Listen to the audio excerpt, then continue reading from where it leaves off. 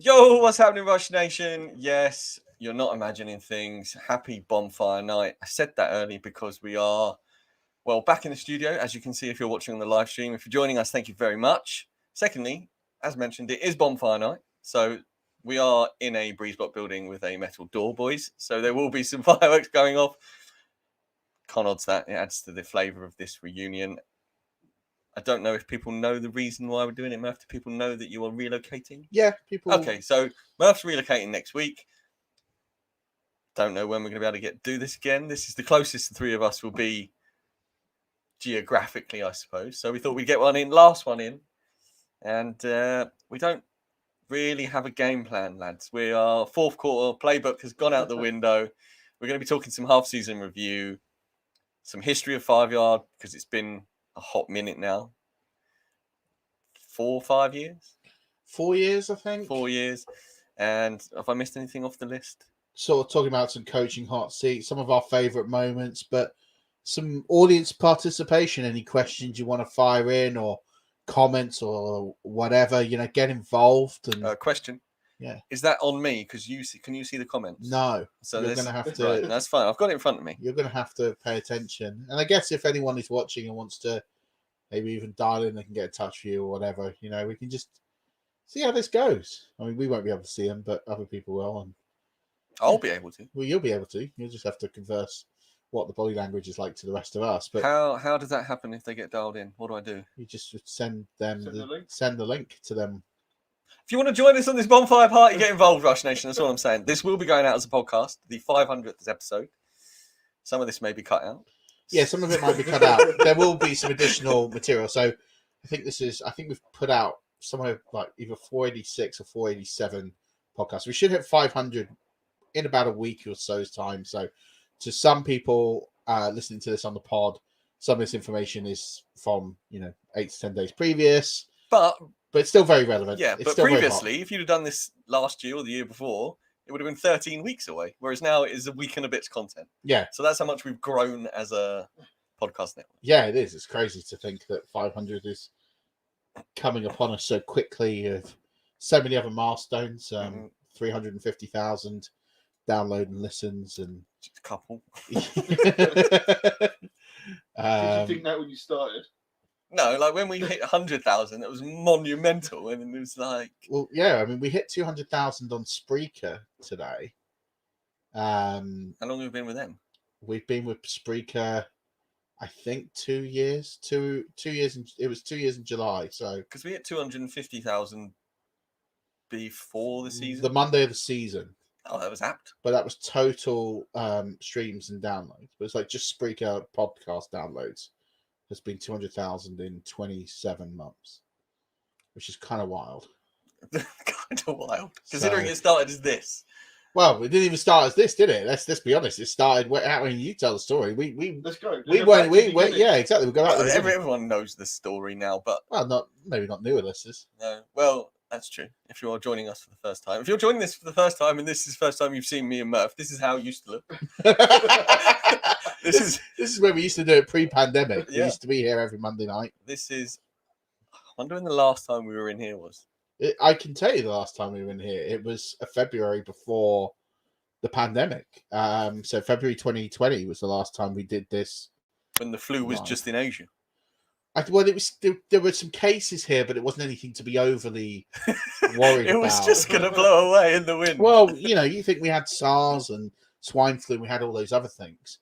And people kind of, we kind of all just thought this was going to be the same thing. Yeah. So I think it was like the last week of February. It might have been the first week of March.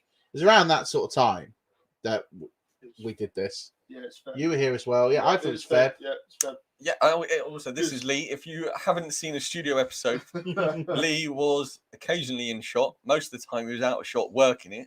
We're now on StreamYard, so we don't need Lee to work the machine. He can be on the pod without worrying about running backwards and forwards to the camera because it's turning off after 40 minutes and all of that jazz. So we're 5 minutes in. We've covered nothing football related, but we are back in the studio, and it feels good. It's good to be back. It's good. Like you said, it's the last time we're going to do this in a while. It's the first time we've done it in a while, and last time we're going to do it for a while. It's for one night. Kind of one night only kind of thing. Yeah, we'll do it again. I'll be down this way. But obviously I moved next week, so I thought it'd be really good just to get together. I haven't seen you boys. I mean, we went for dinner about just over a month ago. Lee, I've not seen you for probably since the pandemic started. Since that last episode. So yeah, it's been a long time. Even though we do chat a lot and talk, it's just nice to be in the same room with you all and on the other side of, not quite fully the other side of COVID, but with I don't know if that statement will ever be. I don't think we'll ever fully be. It'll just be like the flu, won't it? Eventually, and well, yeah. I mean, if you're like Aaron Rodgers, you just have to take some unapproved drugs and take some unapproved drugs and just circumvent rules and you'll be fine. He feels fantastic, which is great. That's what we are. I mean, if he, I think the money probably helps him feel fantastic regardless of the situation, and he can now. I mean, for those of you who are listening to this and haven't heard the Aaron Rodgers news, I suppose we should talk about it. Yeah. I mean, Aaron Rodgers went on his friend Pat McAfee's show. If you haven't had a chance to listen to it, go and listen to it. It's a 43-minute diatribe. He calls it a diatribe, so I don't feel bad using that language.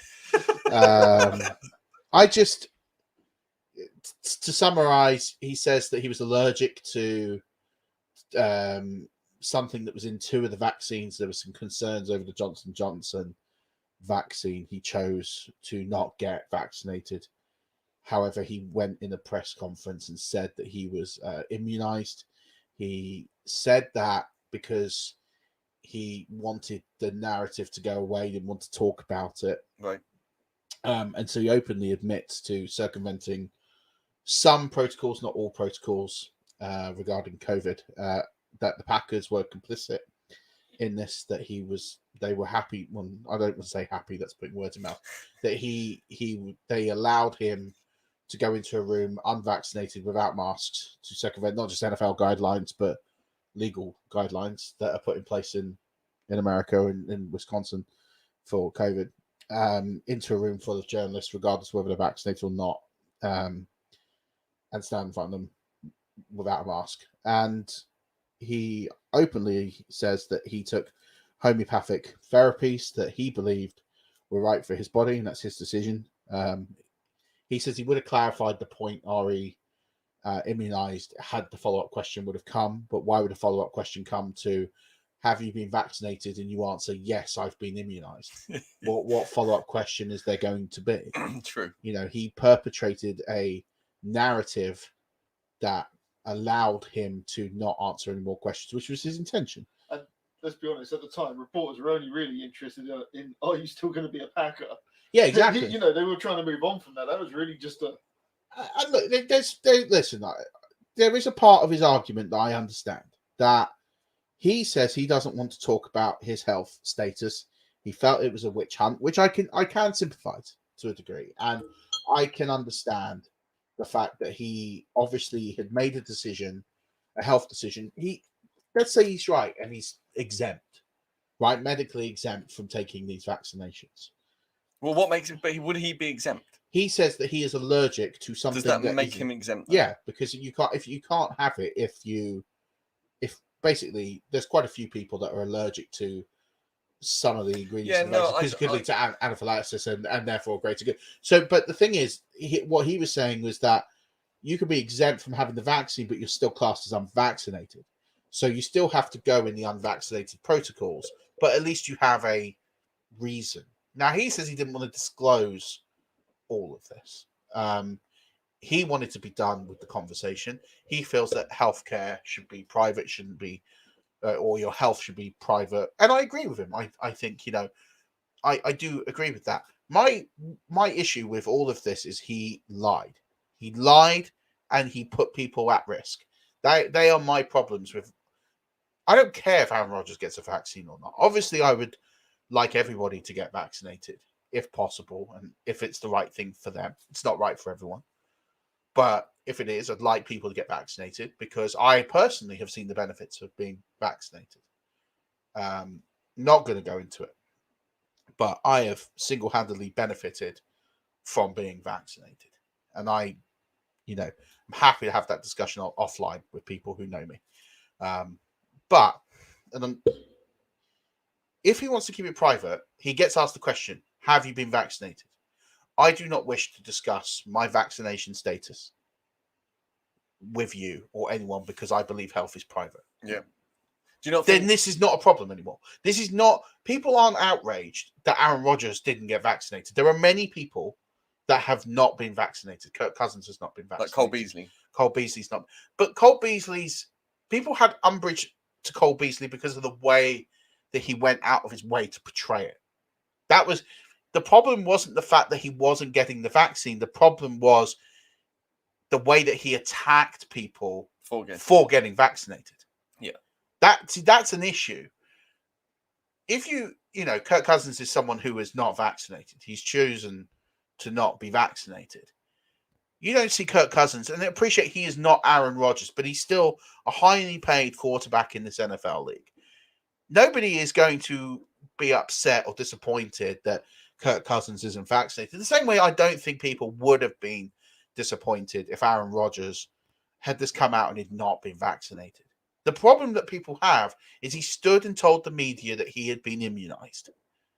And his narrative is, well, I believed I was immunized. I tried to challenge the league that my immunization protocol was good enough. Yeah. And he tried to change policy.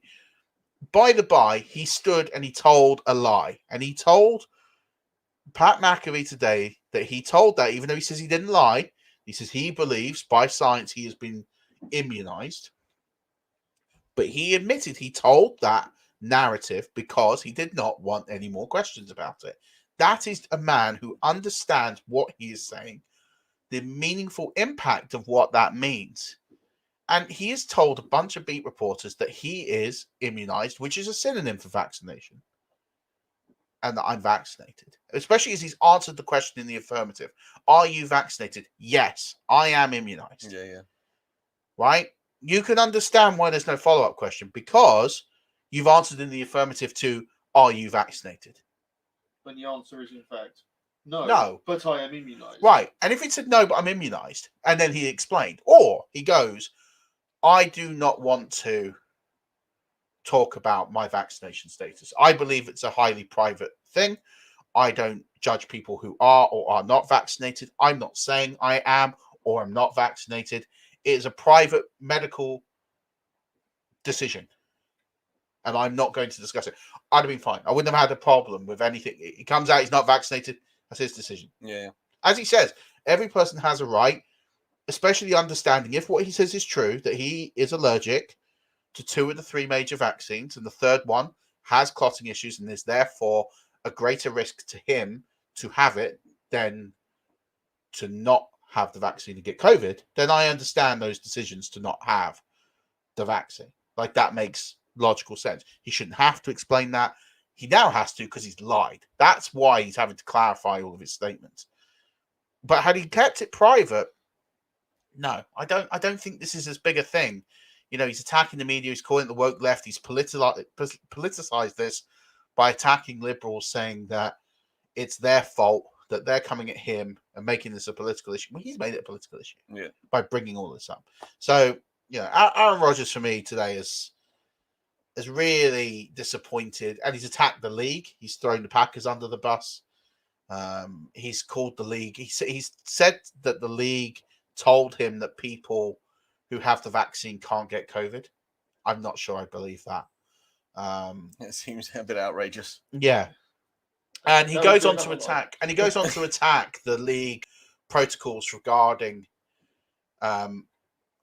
unvaccinated players. And it does sound bad, like from what he was saying. And I'd go and watch the interview, listening just to the process that unvaccinated players have to go through versus vaccinated players. And I think there is a point there that vaccinated players can spread this virus, that they don't go through hardly any of the same protocols as the unvaccinated players, that there should be a review of that. Yeah. But he has openly admitted to not following certain protocols because he doesn't believe the science behind it, which is just a damning indictment of public safety. Yeah. And that's, he should get banned. He's not going to play this week because he is out for 10 days. On the COVID list for testing positive for COVID. So Jordan Love will play this week. And if I was the Packers, I'd play Jordan Love next week because he's not available to go back to the facility till Saturday. So the day before. 24 hours before they play in week 10. I guess that is determined by how Jordan Love plays against the Chiefs. Yeah, but let's say Jordan Love does okay. Let's say he does okay. Let's say they win the game. Let's say they win the game. And he does okay. I would probably... And also, let's go back to this whole thing with Aaron Rodgers and Jordan Love. Jordan Love was drafted as a first-round draft choice. They traded up to get Jordan Love. We don't know if Aaron Rodgers is going to be a Packer next year. We didn't know he was going to be a Packer this year until late. You have to know what you've got in Jordan Love. Because this is his third year in the NFL. It's his third year in the NFL. So why not give him this little mini audition? At the end of the day, the Packers are going to win the division. They're going to win the playoffs. I mean, in their division alone, they're 3 games clear? Yeah. At time of recording this? So, well, if you're watching live, then if you're watching live right now, they're 4 games clear. They're 4 games clear, right? So they're going to win the division. They're going to win the division. So they're going to secure themselves a top 4 seed. Yes, it is quite tight. You're playing for the 1 seed. Maybe you can't afford to lose 2 games. Who knows? Depends what happens this week. I think if you win this week against the Chiefs, I think you can win next week. And then all of a sudden you're really in a good spot and you know what you got with Jordan Love. And then you can make a decision based on what you want to do next year. So yeah. Although Jordan Love was a reach in the first round for them when they drafted him because of what happened at Utah State and the player he was, it was a bit of a shock. But like you say, he's now 3 years into his tenureship.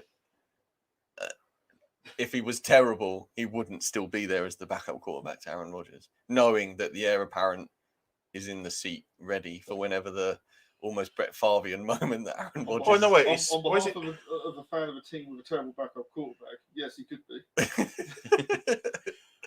I mean, maybe it's 2 years, actually, because it was 2020 class he got drafted, wasn't he? Jordan Love. Maybe it's his second year in the NFL. Next year will be his third year. But anyway, even regardless, I think this is an opportunity now for Jordan Love that's been gifted to him.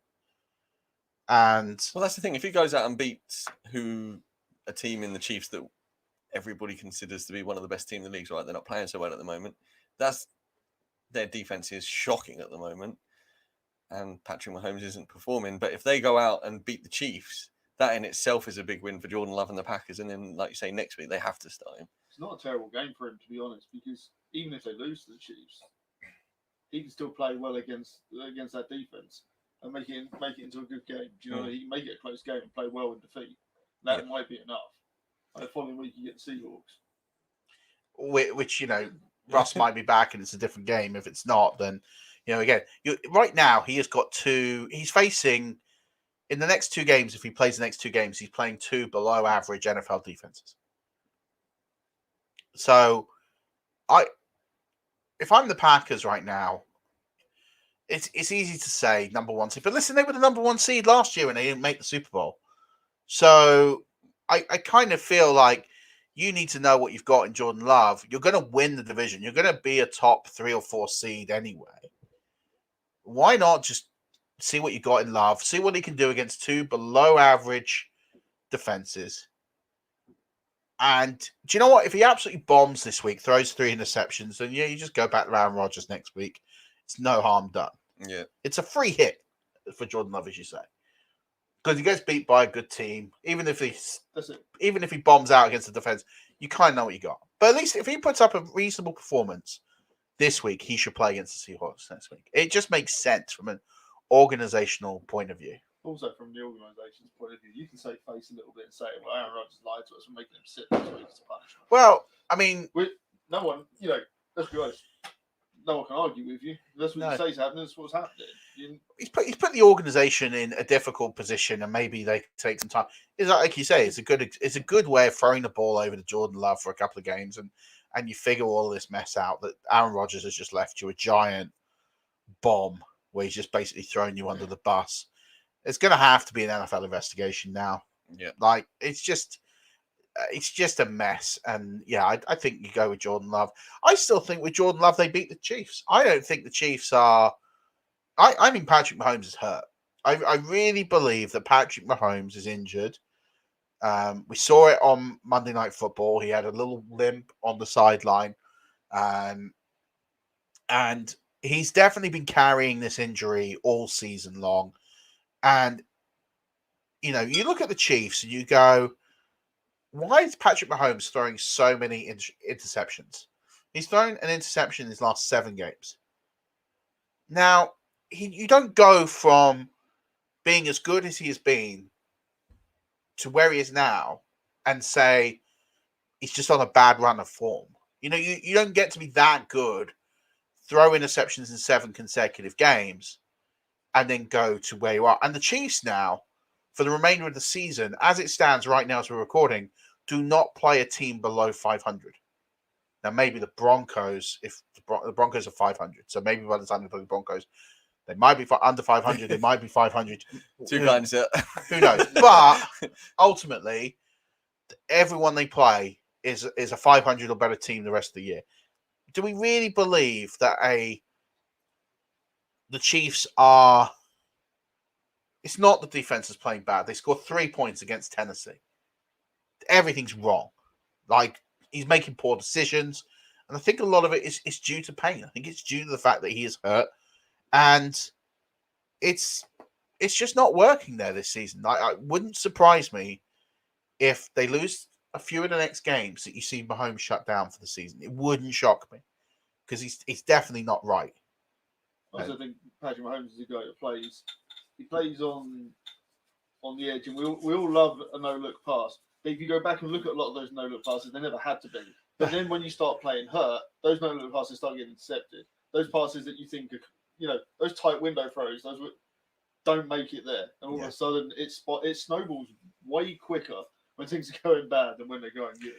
But and the other thing is as well, right? Everybody loves those no-look passes. Everyone loves the showboating kind of plays, right? And when you're winning a lot of games, when you're the number 1 seed in your conference, when you're the number 1 team, you're getting a bye.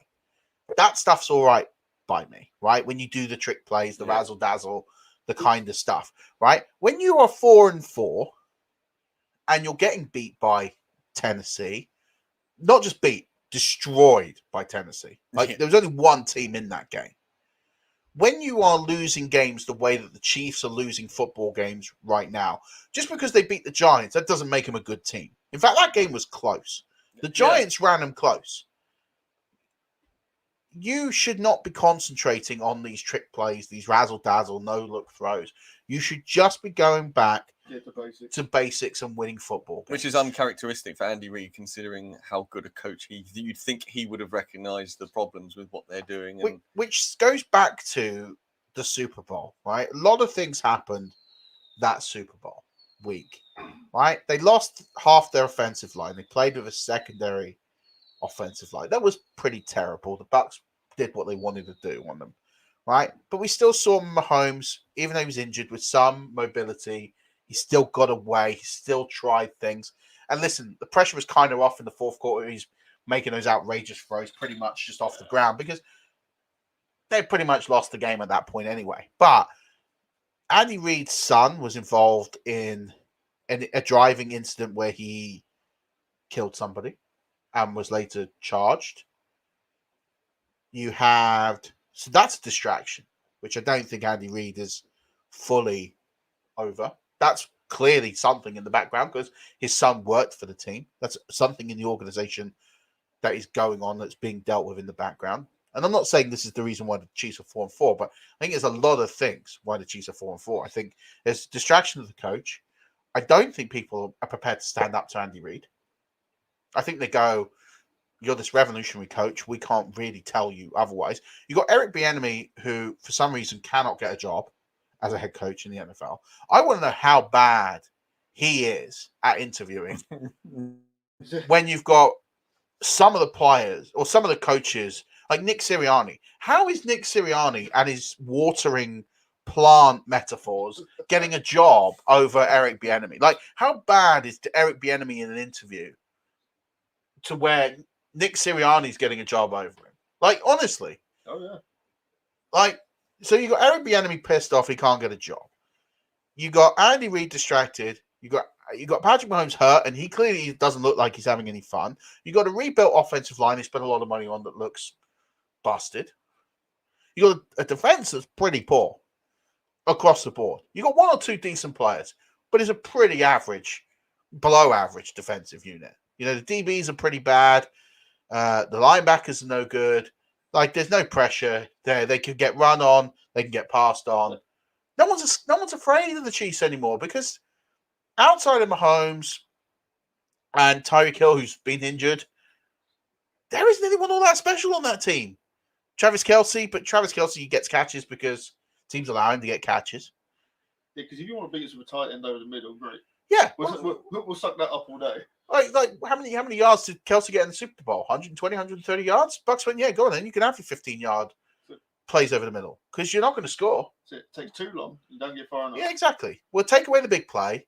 We're not going to give you the big play over the sideline. We're not going to give you 20, 30, 40-yard chunk plays. You can have 10, 12 yards over the middle for first downs. And you can have it between the 20s. And if you want to kick field goals, good luck to you.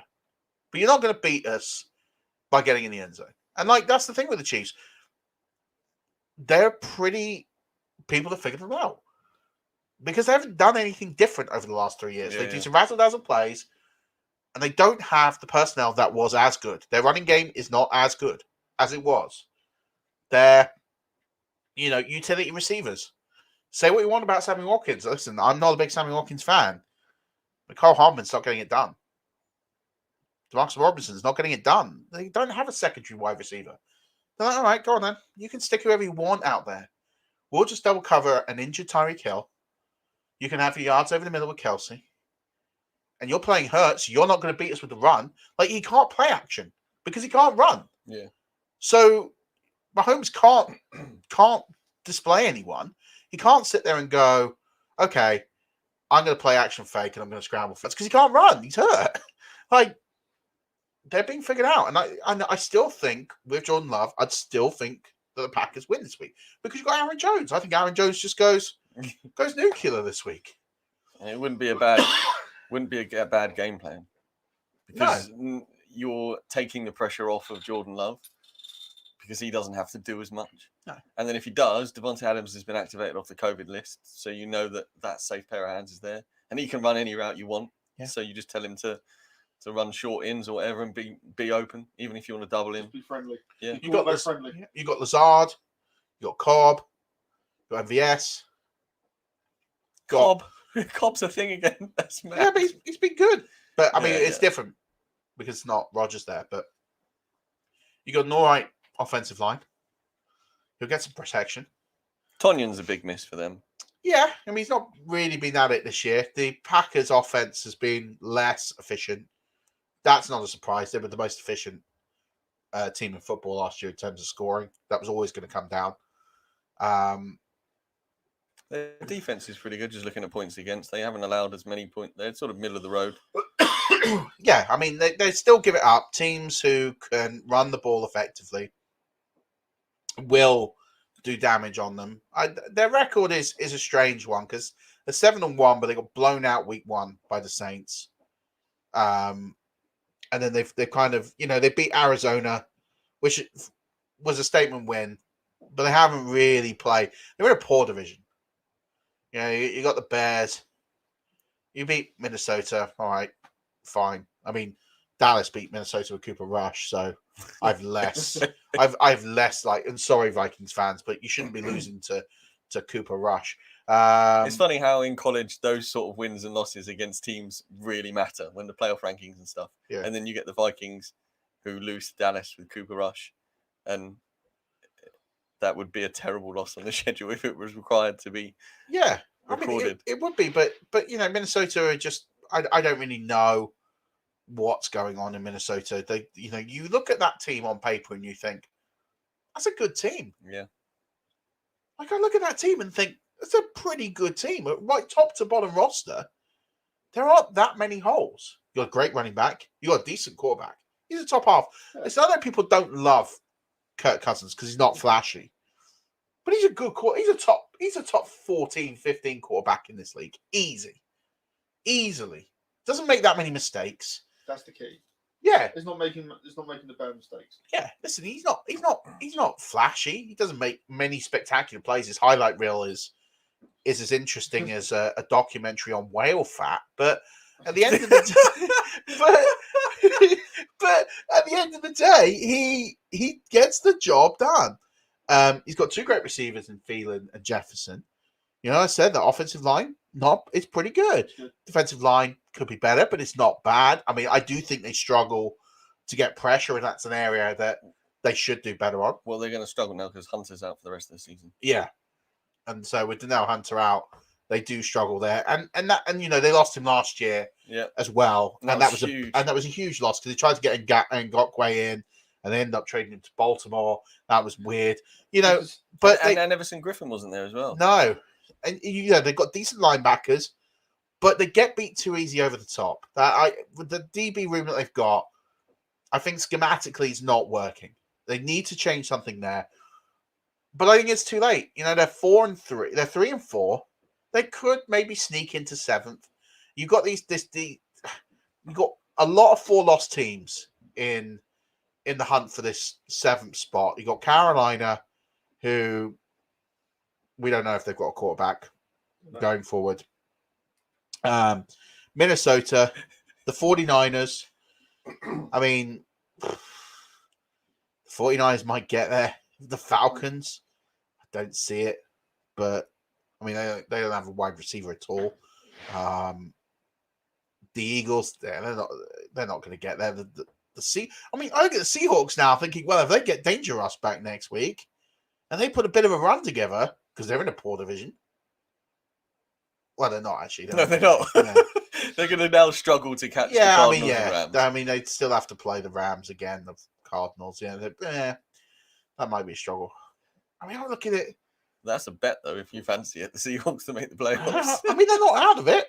They're not out of it by any stretch. I don't really know. Like, look, the NFC is pretty straightforward, right? We know that the Saints realistically are going to be the 6th seed, right? I think that's the one thing we kind of know. They're probably going to be the 6th seed. Yeah. They're not going to get caught by the teams behind them, and I don't think they're going to win the division.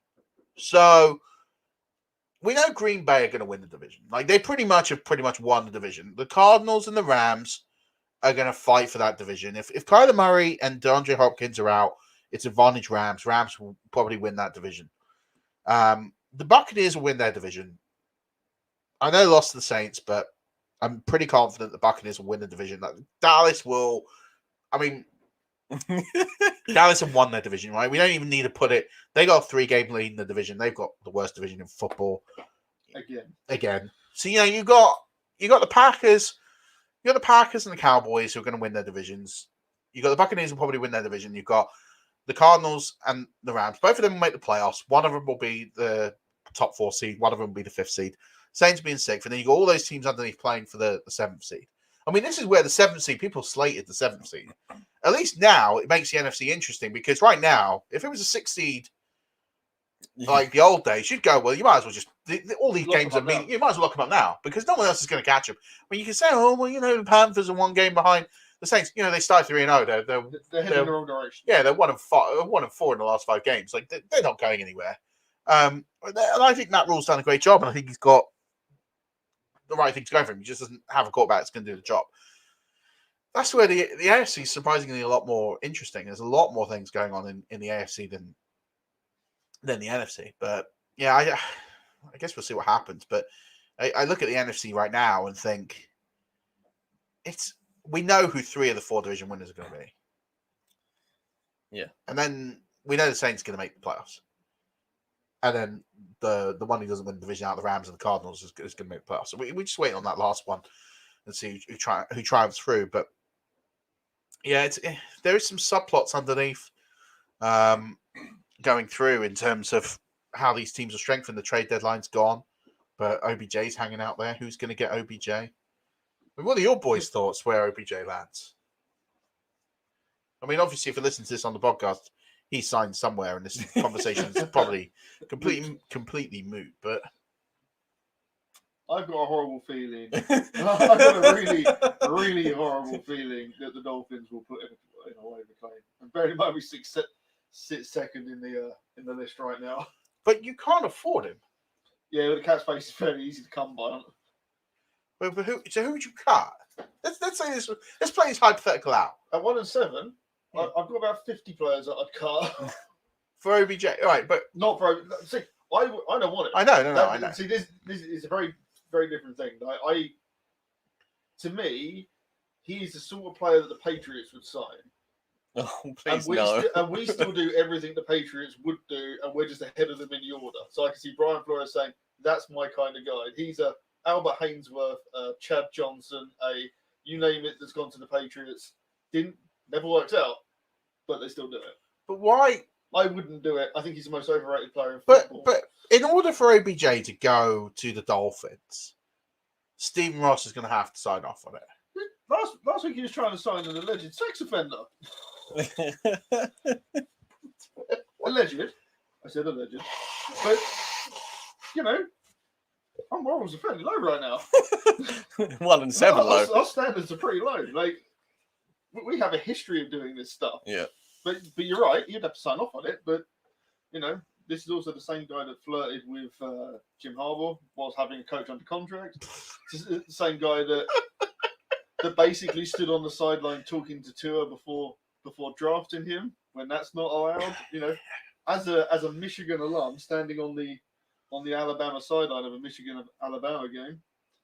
Yeah, questionable. And then this week tried to make a phone call to Deshaun Watson. So, wow, from all intents and purposes, that deal sounded quite close. Yeah, I don't know. Yeah, there was no chance I got done this season. That was too much had to happen. How does the waiver thing work in the NFL? Is it the same as in fantasy football? Like if you make a claim, you go to the end of the list. No, it's done on your order. So it's done on standings, but it's like over basically like a 4-week window, and then it updates kind of thing. So say you're the worst team in the league Yeah. on week 1, you get that priority for 4 weeks, and then it goes again. No, so you will end up further back on. You will end up back at the list, but then in 4 weeks' time, It resets to then okay. So if the Dolphins, but then you got to remember right now that we're after the trade deadline, so that's the reason he has to clear waivers. So typically, what would happen is if this was the first half of the season, trade deadline hadn't happened. Odell Beckham Jr. as a vested veteran wouldn't go through the waiver process. He would just go straight to free agency because he's played in the league for 4 years. Whereas those that are under 4 years have to go through the waiver process. That's kind of what was agreed in the collective bargaining agreement as part of this way to get veterans in the league who have paid their dues to earn potentially more money, etc. But because the trade deadline has happened, he has to clear waivers. Now, the interesting thing, and the part that we do not know right now, and whenever anyone talks to you about the cap here, we do not know what Odell Beckham Jr.'s salary is right now, because when he was released by the Browns today, they reworked his contract. But we don't know the details of that yet. No.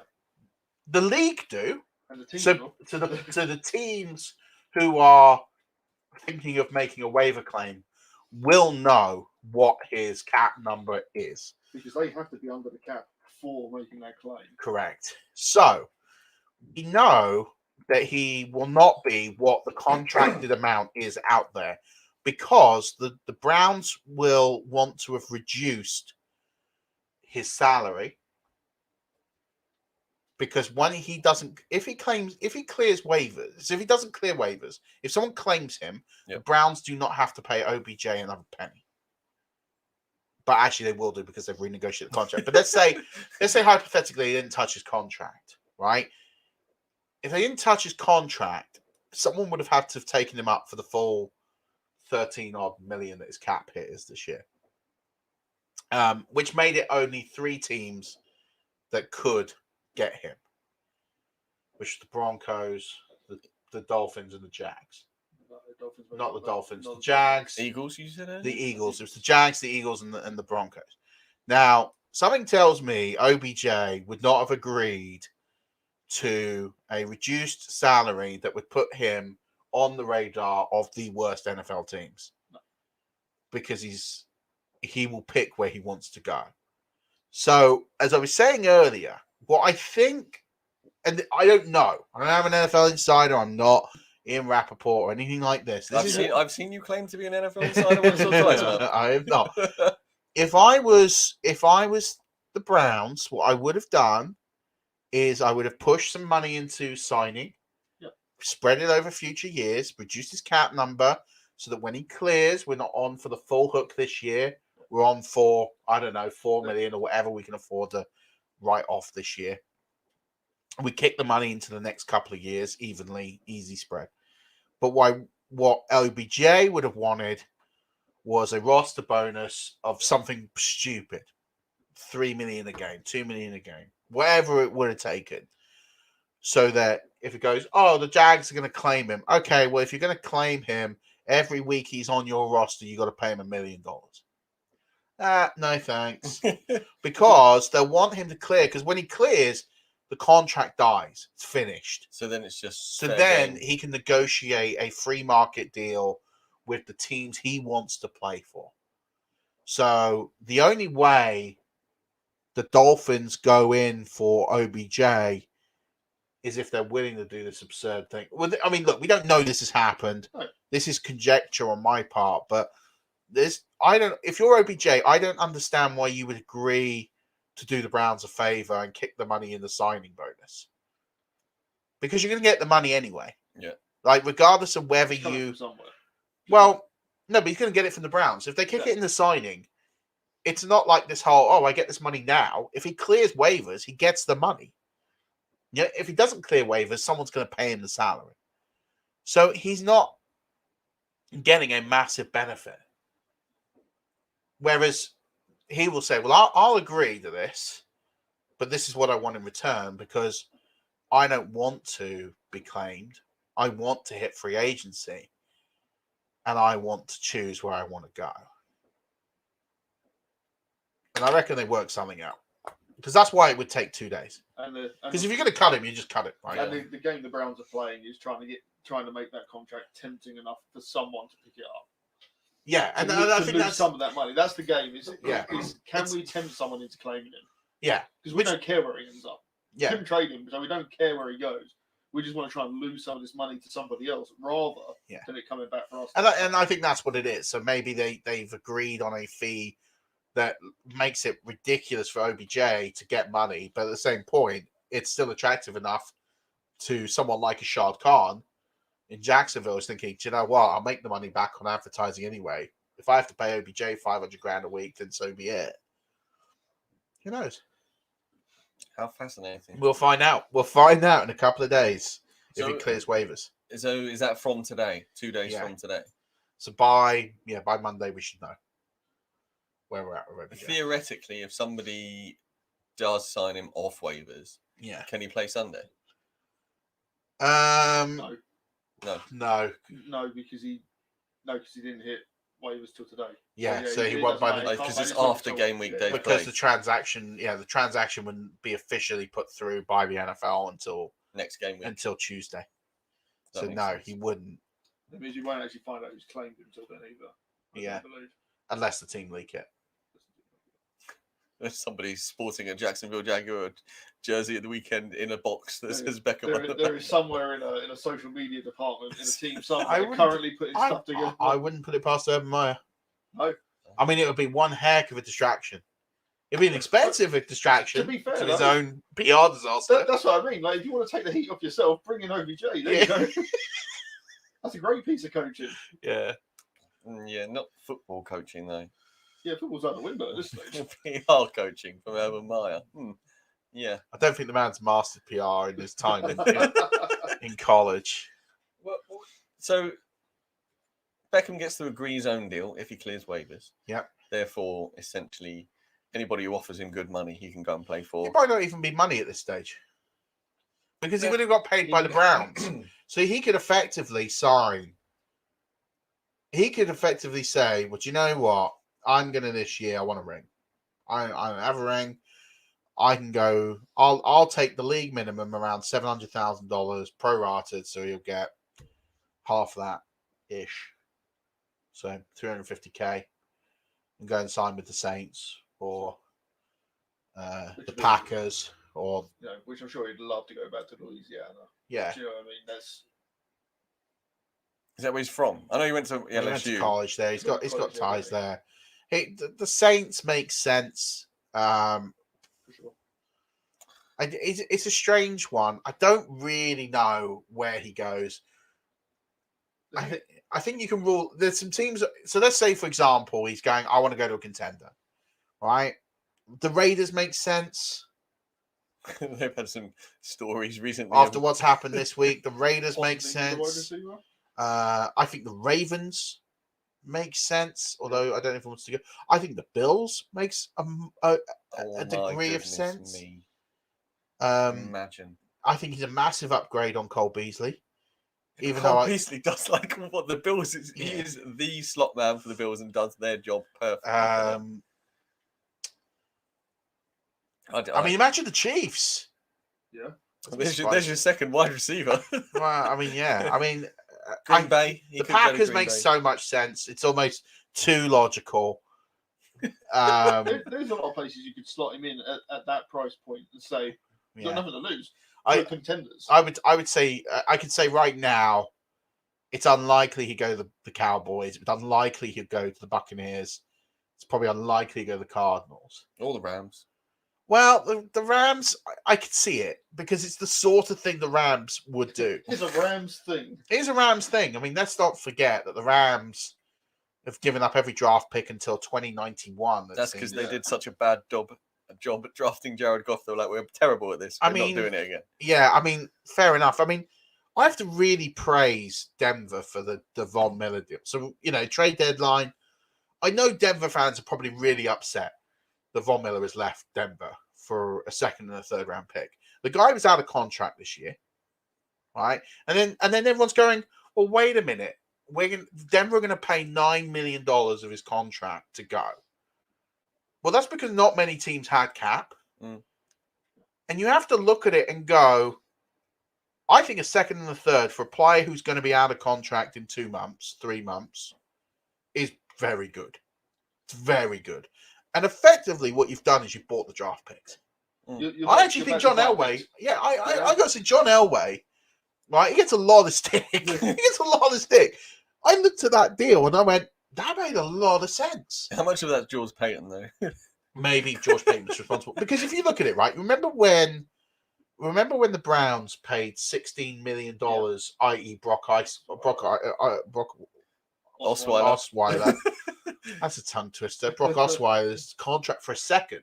Yep. Denver have just paid $9 million for a second and a third next year. Yep. It's a bargain. It's great economy of business. Like you look at it and go, Von Miller's not going to be on the team. Obviously, he's not going to sign. Like, you're not going to sign Von Miller. So he's going anyway. You making the playoffs this year? No. You're going to need to be in a rebuild next year. So why not get the capital Picks now? are more valuable next year than cap is this year. Exactly. Especially if you're not going to win this year. I thought it was really good business. You either needed to be completely in on trying to get a Deshaun Watson in and trying to change things completely. Yeah. Or you become a seller. That's what they did. Yeah. And also, listen, it gives a legend of the team a chance to go and win again somewhere else. Like you haven't traded him to Jacksonville. Do you know what I mean? Yeah. I don't know. It also seems player friendly as well. Yeah, and listen, I think they did good business on Kenny Young, paying a fifth for him. I thought it was good. I like some of the moves they've done in terms of building, future-proofing this squad going forward with picks and whatnot. But yeah, I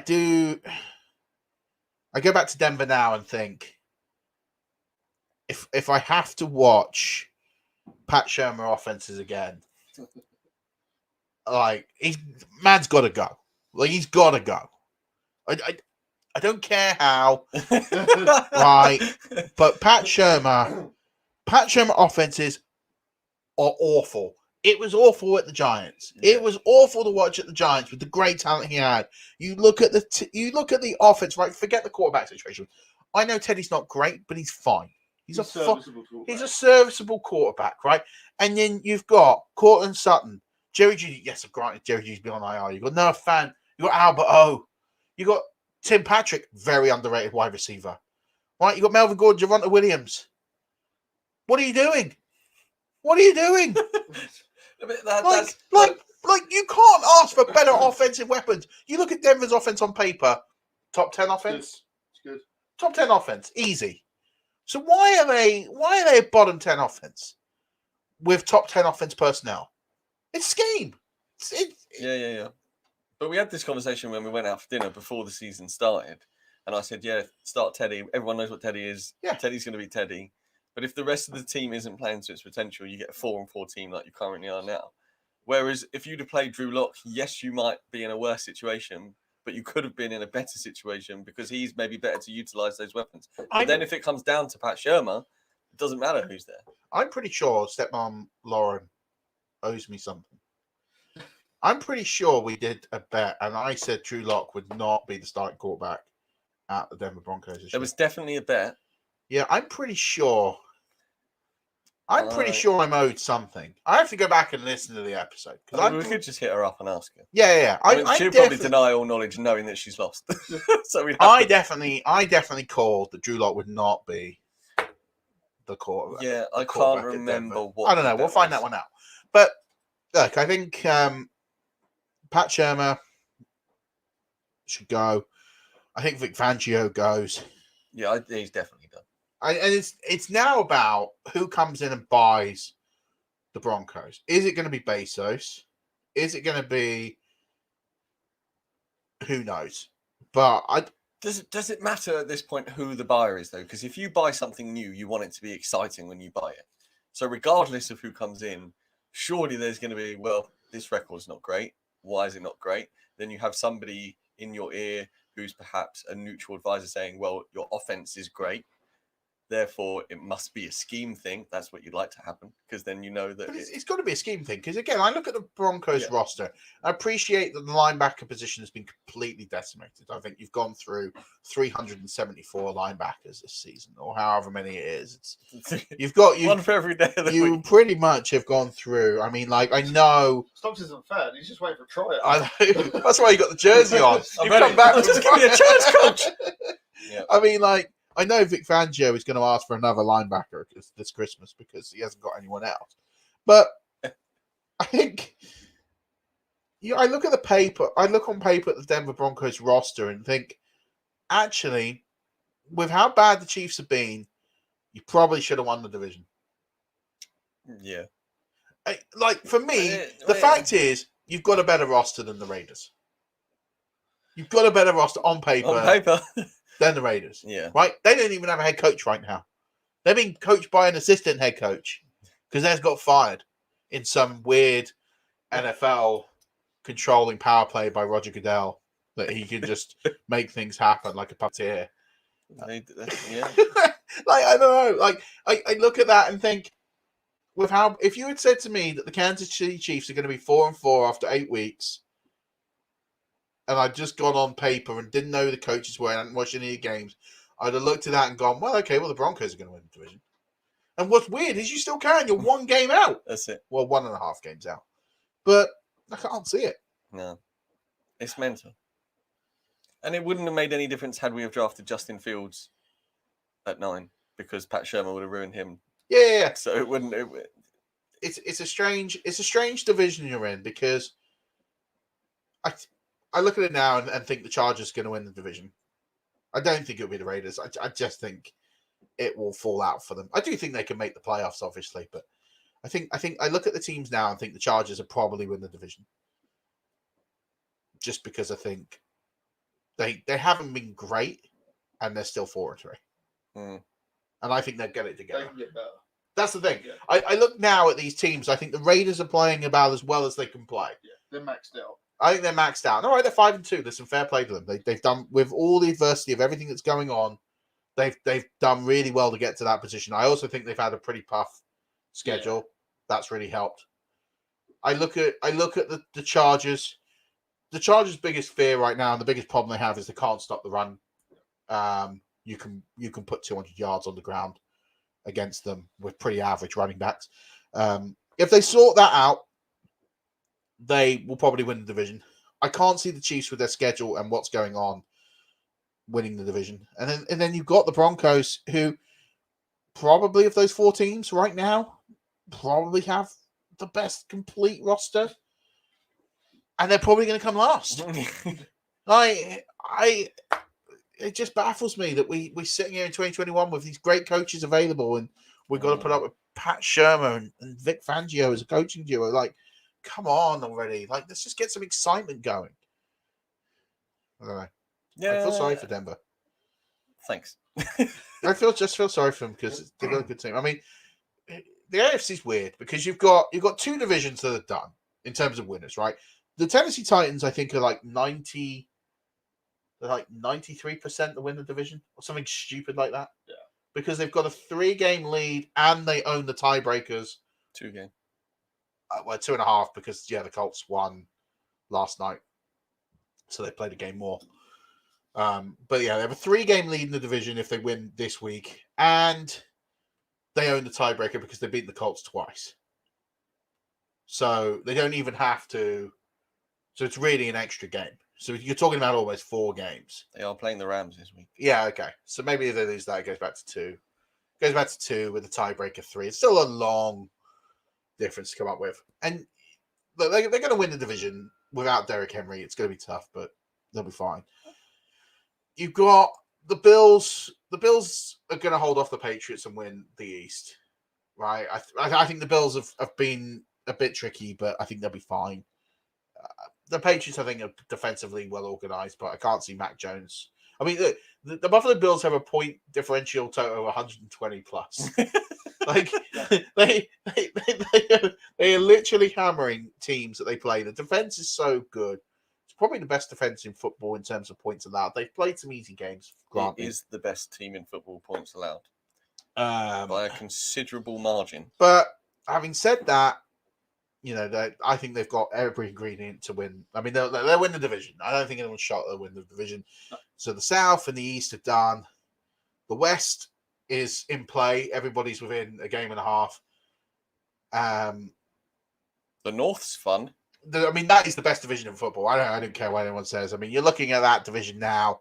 You've got the Ravens at 5-2, the Bengals at 5-3, the Steelers at 4-3, the Browns at 4-4.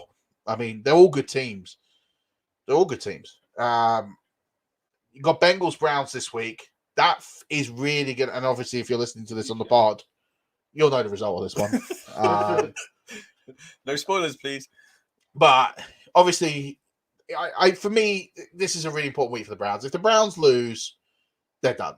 I think you can write them off and say they're done because they lost to Pittsburgh last week. Dull game, one of the worst games I've seen in quite some time. And I look at them and think, well, okay, you've already lost to Baltimore, you've lost to the Steelers. And all right, you get to play these teams again, but you can't get the tiebreakers. So the best you can do is split them. And then it goes on conference record, then you've got to overhaul the games. I think you're in a really difficult spot. I mean, like you look at the Bengals are 3-1 in the conference, the Ravens are 4-2 in the conference. The Pittsburgh Steelers are 3-2 in the conference. The Browns are 2-3 in the conference. So you're looking at all these different factors. They go under 500 with 8 games to go. I don't know. I think it's too far to come back. Something feels weird about the Browns. Something feels like they're teetering on the edge. I don't know what it is. I don't know if it's just because Odell's been in the news this week. I don't know. Well, the Odell Beckham situation is weird, right? You get a guy, and listen, let's get one thing straight: that the people at the Browns organization, none of the people currently in charge of the hierarchy, Andrew Berry, Kevin Stefanski, were part of this trade to bring in Odell Beckham Jr. from the Giants, right? So they're not married to him, no. As opposed to if they had traded him in. So clearly they realize he's misfit. He's not giving them any production. Right, so he's not giving him any production as it is. He's pretty much a luxury player.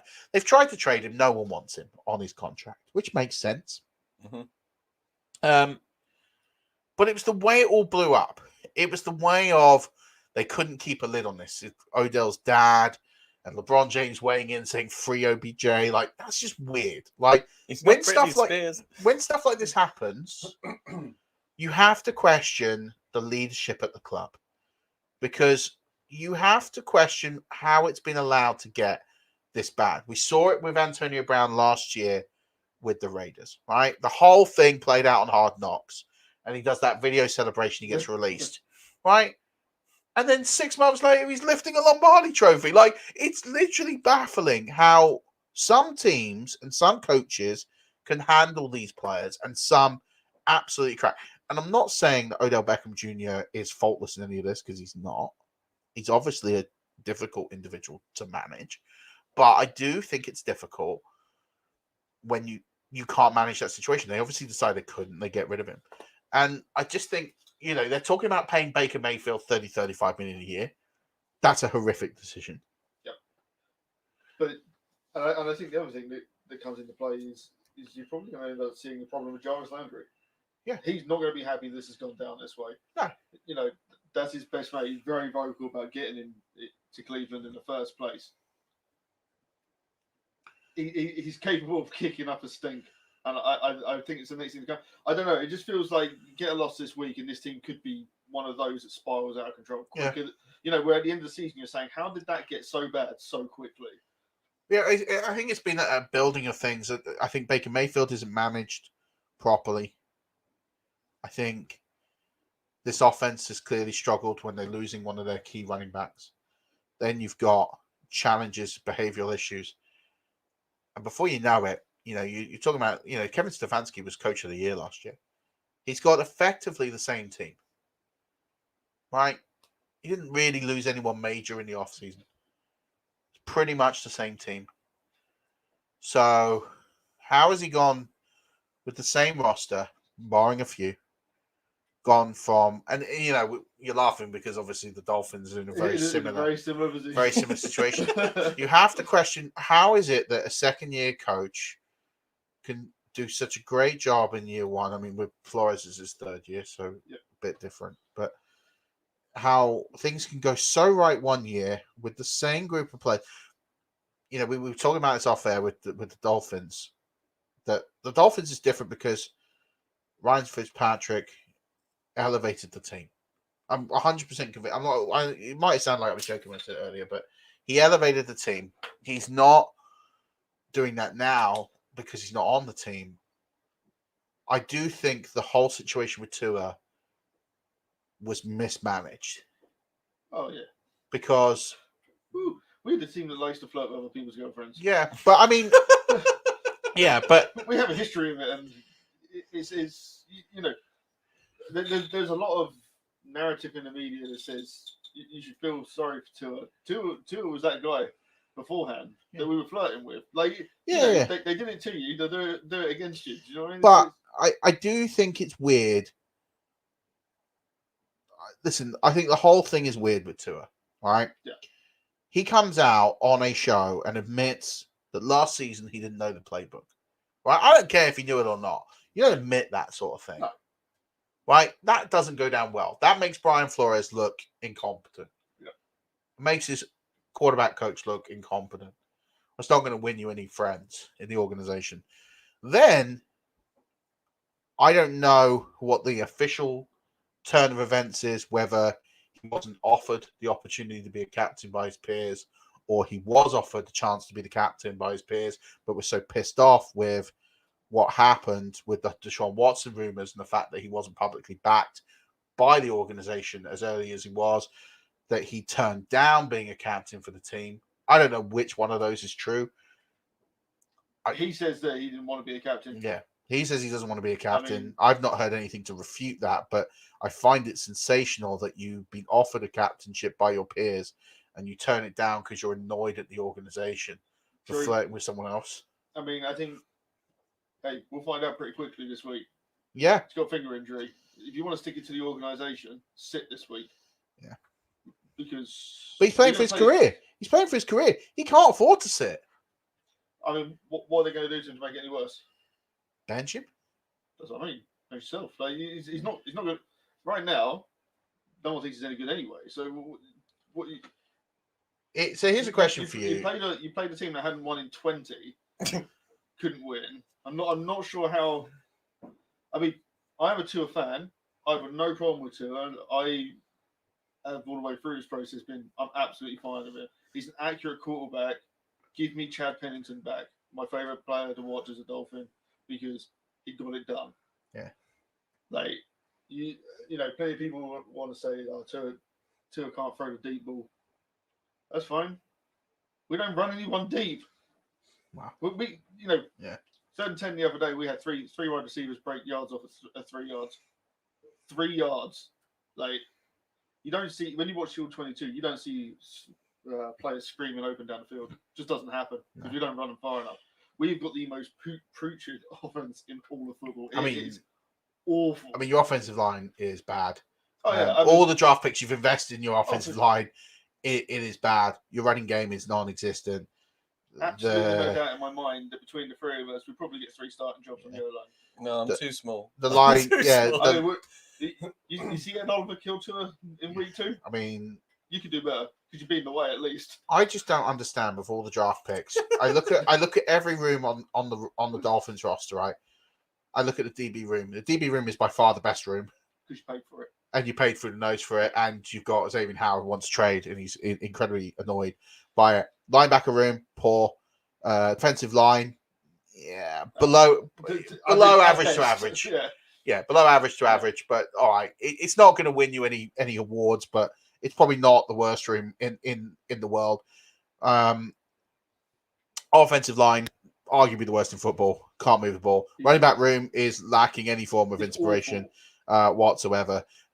Quarterback room is questionable. Wide receiver room is questionable. I mean, you've done well to get Waddle, and he looks like a star. But you got Devonta Parker, he's had 1 decent year in 6. You got a 7th round Preston Williams with an attitude problem. You signed Will Fuller, the great Will Fuller, who it's just it gets more laughable every single week how and why you signed him. I mean, I guess the only thing with him being on IR is you pay him an injury settlement and don't have to pay him as much. You got a good tight end who you don't use for the fact, he'll walk in free agency. But he'll walk in free agency. I mean, but with all those picks, you know, we talk about how many first-round picks, 3 first-round picks last year. This is why you danced around the draft board this year when you could have gone at 3. You could have gone and got, you could have got Penei Sewell, which would have made sense. And then you dance around the board. You moved down to 6. You still could have got Penei Sewell. You still. Jalen Waddle was that pick 6 months. Like, I get it. Which is the exact reason Watson was never coming in before the end of the season. You can't do it. He's still going to be there at the end of the season. I don't know what the Miami Dolphins can do going forward because you don't even have that many. You don't have that many assets you can trade. No, you're playing cap space next year. You've got nothing that's worth bringing anything in. Let's be honest. There's no one on the roster to trade for other than Byron Jones and Xavier Howard. Outside of that, there's no one you'd give up anything for. Mike Gesicki's going to walk anyway, so end of contract. So let me ask you a question. Go on. Is Tua the starting quarterback of the Miami Dolphins in 2022? Yes. What makes you say that? Because he's been good enough to be. Simple as that. If you've watched every play of his, this week will be his 16th game, so one season's worth of games. The stats go to prove that he's played well enough with the worst team in football. If you want to do a quick comparison to from a quarterback point of view, and this is my real sticking point with it, just look how bad they were with Jacoby Brissett. It was noticeably worse. The quarterback is not the problem right now. There is a heap of problems. He isn't it. No. Now, I'll tell you the other one. You've made this mistake before. Who likes Ryan Tannehill right now? I told you he could play when he was a Dolphin. Yes, he's got more talent around him. put the talent around the quarterback. Who thought that was a good idea? Only every team that's ever played. Like, you know, you can repeat the same mistake if you want, but give the guy 2 seasons. Like, if he doesn't pan out, fine. But I'm certainly not plowing 3 first-round picks, 2 second-round picks, and a third into Deshaun Watson. Well, yeah, I mean, then I've got nothing else to build with because it'll be Deshaun Watson and maybe Stocks. The rest of the 5 yard team, that's probably the offense. And there's a chance we play 2 ways. it brings to the point Not too though well, about hot seats, right? So we've already lost John Gruden this year for. We've lost him. Like, It's gone. He's disappeared from the NFL for good.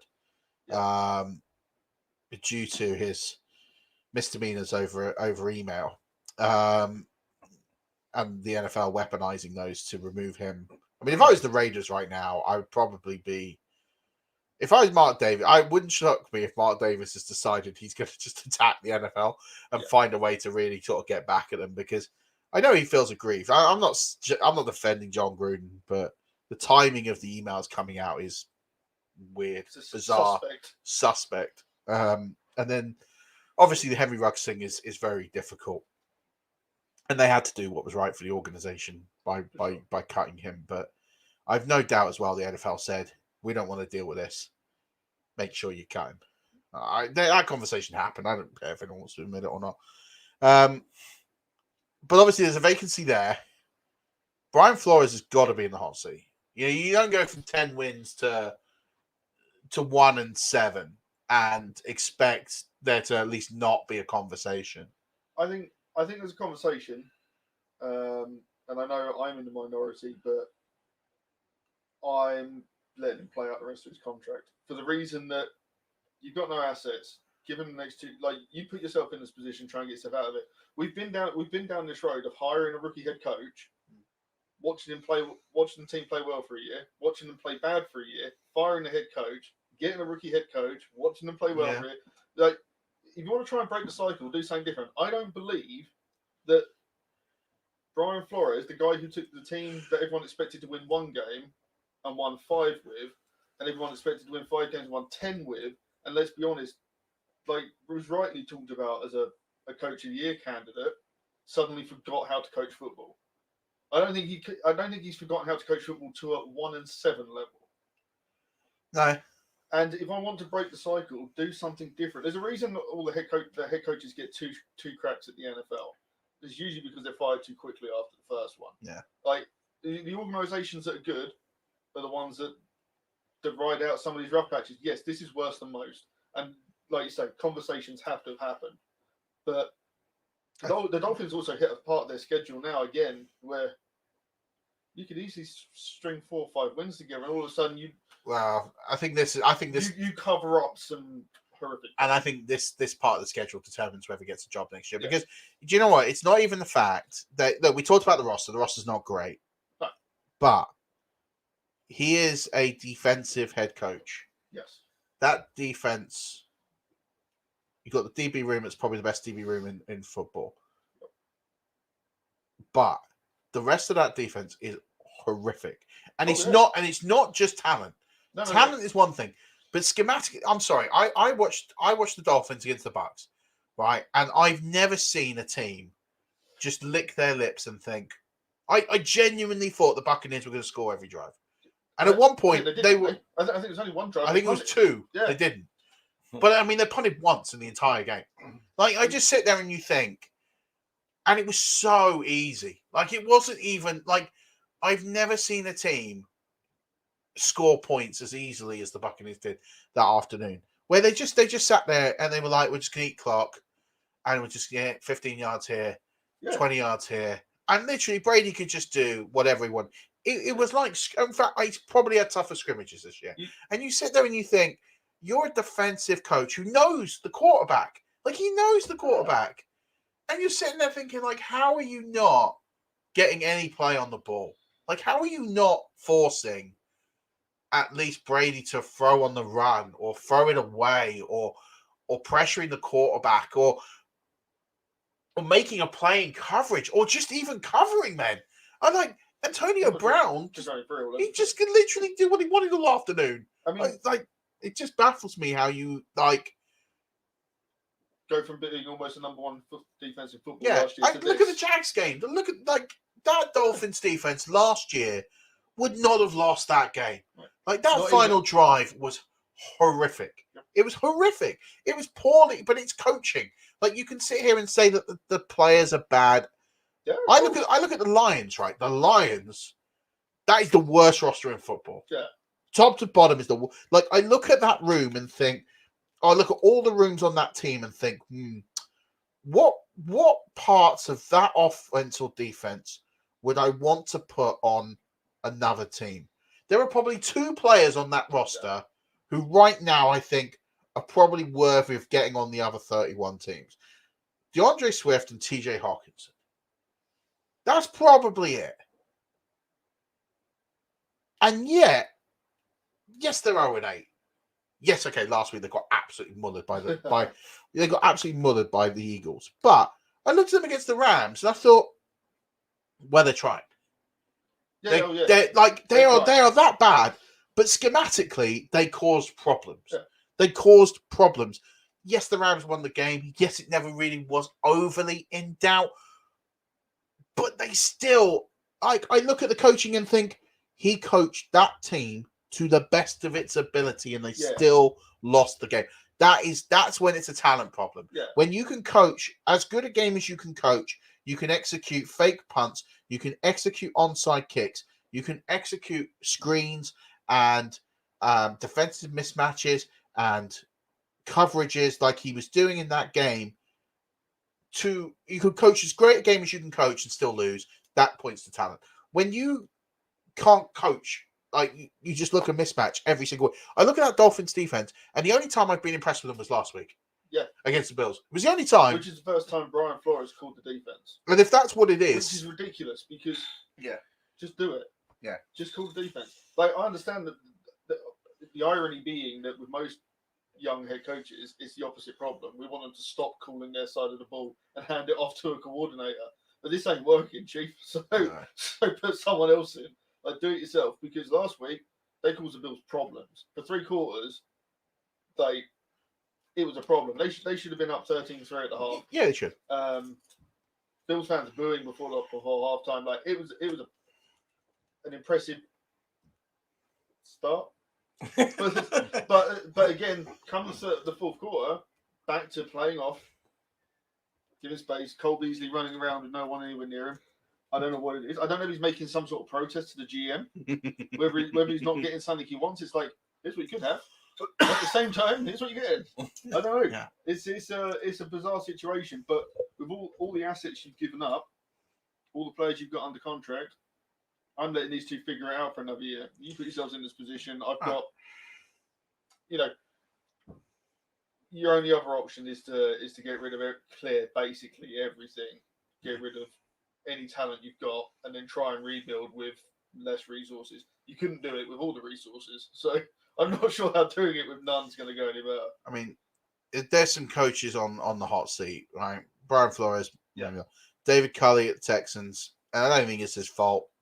But that was a dead man walking job in the first place. Absolutely. Like, you're there because they had to field a head coach. Yeah, I think they're in a real bind. I don't know what they do going forward.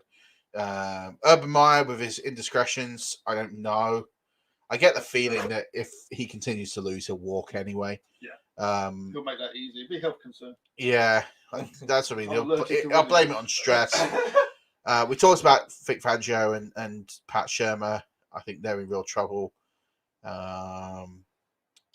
Obviously, the Raiders' job is in play. Yeah. I think Dan Campbell, even if he goes 0-17, probably keeps his job. Yeah, because they're playing to the best of their ability. Yeah, that's all you can ask. I mean, they didn't last week, but they've definitely shown flashes, and they haven't got a quarterback, so they need to solve that problem. Well, they probably will with the number 1 pick, unless they want Thibodeau.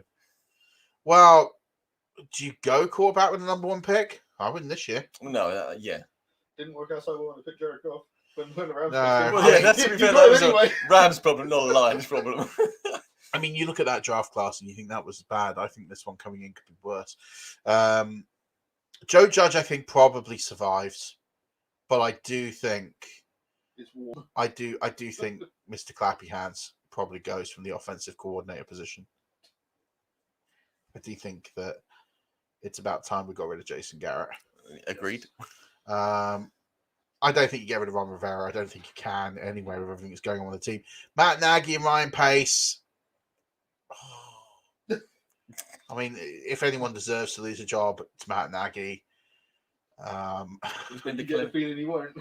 No, That's the problem. I weirdly think he's going to keep his job another year. Nick Sirianni might just win enough games to keep his job.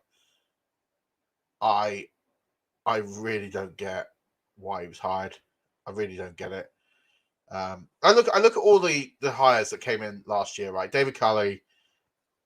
I just don't think you could get anyone else, right? At the Texans. Yeah. So I think It's a unique situation. it's a unique situation. I think you just get a guy who's like, do you know what? I've been in this league 20, 30 years. I've earned a head coaching job. I'm just going to take it because I'm not going to get another one. And I can't get him for that. Urban Meyer. I don't think it's going to pan out. But I'm biased because I can't stand Urban Meyer. Robert Saleh. Jury's out for me. I just think that defense is so bad. With all the investment it's had, it's still quite. They have days where it looks good, but yeah, I question that one a little bit. Dan Campbell, who I was weirdly against, I just didn't really like what he stood for. Actually, weirdly, has impressed me, despite being 0-8, because I actually think he's got the stones. Arthur Smith, I do like as a coach. I think he's starting to make an impact at the Falcons, and now you've lost Ridley for an indeterminate amount of time. That's going to be a tough gig. But I mean, I think he does enough to get his job back next year, for sure. I think that's it for the new coaches. Now I'm not missing anyone else, am I? I don't think so. No, I think that's it for new coaches. So, I think Denver. I think Denver. There's going to be a change. I think Houston, there'll be a change. I think Jacksonville, there could be a change. Chicago, there needs to be a change, whether or not we get it. Oh yeah, the Eagles, Nick Sirianni. I think Nick Sirianni is probably the worst hire of all the new hires last year. Oh, the Chargers. It's Brandon Staley. I think Brandon Staley's been good. I just think they need to do a little bit more on offense, but I think he's been pretty good. As usual, be careful what you wish for. Yeah, true. because everyone wants the hot guy out there. Everyone will still want Eric Bieniemy for the 5th year in a row, and we'll still have to explain why he's not got a job. You know, the new quarterback, new coach doesn't mean instant wins. No, it doesn't. It sounds good when you're losing, but the following year when you're still losing, it's not any better. It's almost too obvious. You've been quiet over there. I've just been taking it all in. Just been listening. You guys have been waxing lyrical, so look, I've been learning. It's obviously, if you're listening to the pod, it's been 500 episodes of this. Yep. I don't think everyone has been here since episode 1. If it has, then I think there's many people who have missed the. If you have listened since episode 1, I salute you, sir. Yeah, I mean, thank you for the hundreds, if not thousands, of hours that you've spent listening to us. Thousands. There's a few gone over an hour. I think it's like 700, I reckon. Yeah, maybe. There's been some short ones. I don't know actually what it is. This one's clocking up towards the total, though. Oh. Yeah. What about... So, look, I know the story, obviously, but, you... For those that don't know, you started 5 years. Me and Lee were not part of this equation when this started. So, look, why... First of all, why did you decide to start a podcast? And then secondly, where did the name come from? Don't know. Well, so interestingly, we just started a podcast because it would be fun to talk about our league. That was it. We had a podcast basically for 8 people. So who's we? So me and Sparky, and then everyone who's in my home league. Fitzy and Tom are now in it. Steve's still in it. Was Max in it at the beginning? Yeah, Max was in it at the beginning. Josh was in it at the beginning. Stuart was in it at the beginning. Basically family and friends, or just family of friends. And then me and Sparky decided to we'd had no real NFL experience, and we just started talking smack about the league, and that's where it went from really. And it was just we went into a guitar in Epsom, bought a little audio interface, which is now heading up north, and then Amazon, couple of mics. In fact, we only had one mic at the beginning. It was one mic in the middle of the table. There was one computer with a split screen. Sparky just used to read my notes, and that was how it went. And funnily enough, Pitsy and Rob, they do one for their home league at their work and stuff.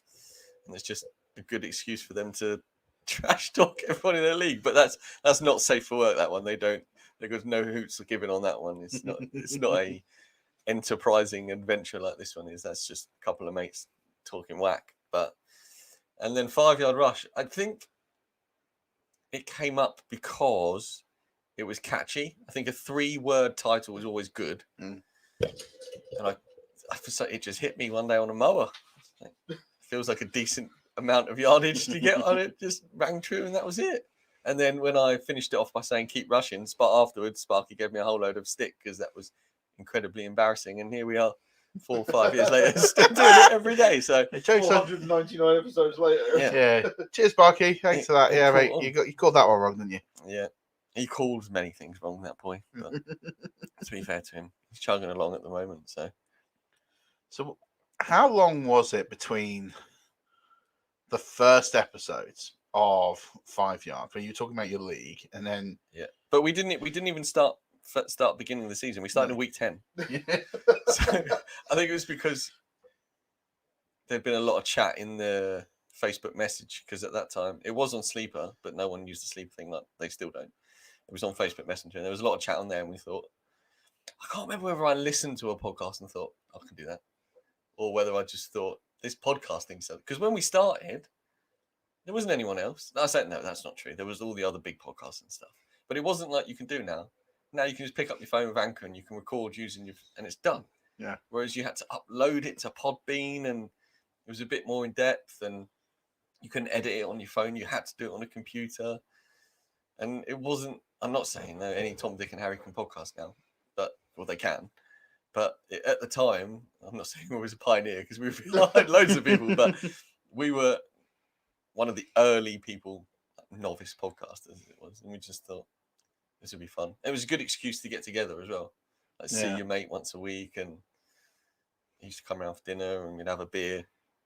Bring a sweet of the week as well. We had a bowl that but that turned out to be an audio nightmare with one mic in the middle. So that quickly got shelved, and it just ran on from there really. And then I don't know, did you come in season 2? Yeah. So I think the first episodes got lost. There's the Super Bowl one, and you did a few in the off season. Yeah, we didn't do many in the off season because there really wasn't much to talk about. And then Sparky started his own company, or was starting his own company. Yeah. And we'd started talking. So the background is Stocks and I play in another home league together. And we'd met at the draft, I think, the year before, 2 years before. Because you were invited because Andre was at the time. I was like, brother. It was not brother-in-law, but it was weird. I was dating Andre's partner's cousin. That's it. So that's how I got. Which that obviously is not a thing anymore. But then that's how you and Josh joined the league. Only Josh didn't come. Josh joined the year after. Oh no, Sparky. It was you and Sparky, but Sparky didn't come to the draft, but you did. No, it was the year after. It was only me the first year. Was it only you? Yeah, it was only me the first year. Okay. And then we met at the pub. Yeah, because we drafted at the pub. We did a live draft. On the back of a fruit box. That's right. Off the back of a fruit box, with James and Rob, the assistant commish, put it together. I remember taking OBJ in that league. I got to the final. Yeah, you got trounced by Lev Bell and Todd Gurley.